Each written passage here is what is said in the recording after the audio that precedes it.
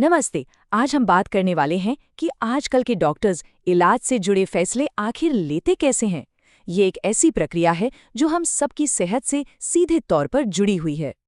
सोचिए, जब हम डॉक्टर के पास जाते हैं तो वो हमारे इलाज का फैसला कैसे लेते हैं। क्या ये सिर्फ उनके अपने तजुर्बे पर टिका होता है या फिर इसके पीछे कोई साइंस भी है? इसी सवाल का जवाब है एविडेंस बेस्ड मेडिसिन।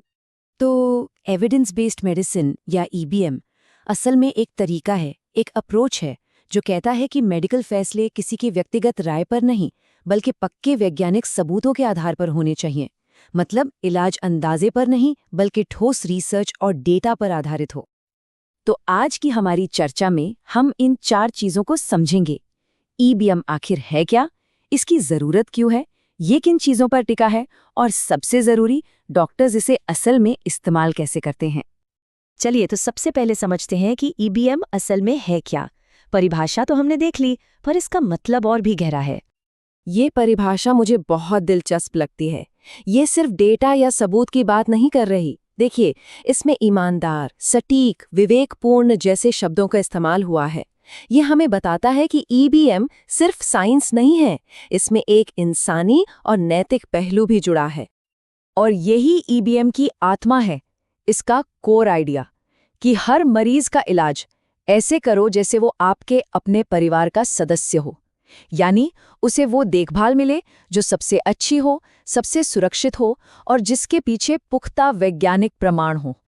अच्छा, अब सवाल उठता है कि इसकी इतनी जरूरत क्यों है? आखिर ईबीएम के लक्ष्य क्या हैं? तो देखिए, ईबीएम का सबसे बड़ा मकसद है हेल्थ केयर को सिस्टमैटिक बनाना, एक स्टैंडर्ड तय करना ताकि मरीजों के नतीजे बेहतर हों।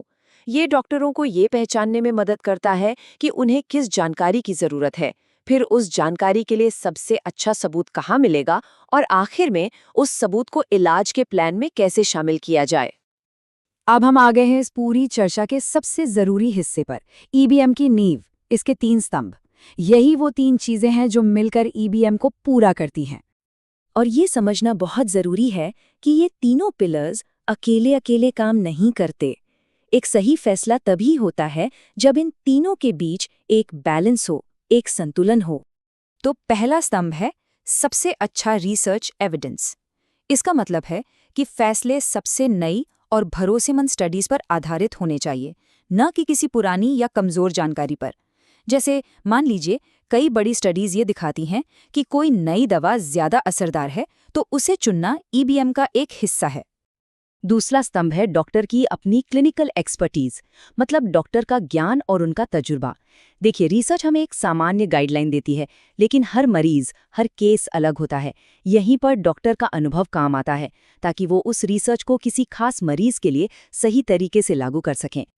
और तीसरा और शायद सबसे अहम स्तंभ है मरीज की अपनी वैल्यूज और प्राथमिकताएं।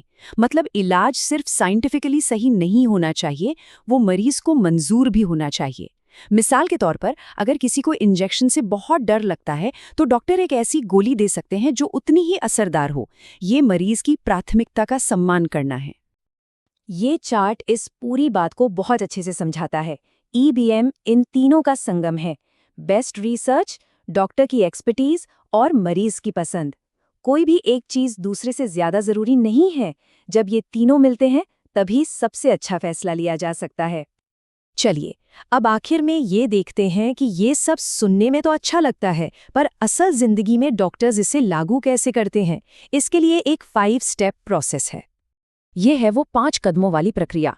सबसे पहले एक साफ सवाल तैयार किया जाता है, आस्क। फिर उस सवाल का जवाब ढूंढने के लिए सबसे अच्छे सबूत खोजे जाते हैं, एक्वायर। इसके बाद मिले हुए सबूतों को परखा जाता है कि वो कितने भरोसेमंद हैं, अप्रेज। फिर उस सबूत को डॉक्टर के अनुभव और मरीज की पसंद के साथ मिलाकर लागू किया जाता है, अप्लाई। और आखिर में नतीजे को परखा जाता है ताकि इस प्रक्रिया को भविष्य में और भी बेहतर बनाया जा सके, असेस। और हम इस चर्चा को इसी एक सवाल के साथ खत्म करते हैं। साक्ष्य आधारित चिकित्सा सिर्फ डॉक्टरों के लिए नहीं है। एक मरीज होने के नाते इलाज से जुड़े फैसलों में सक्रिय रूप से शामिल होना, सवाल पूछना और अपनी जरूरतों और चिंताओं के बारे में खुलकर बात करना, ये सब इस प्रक्रिया को और भी मजबूत बनाता है। आखिर ये हम सबकी सेहत का सवाल है।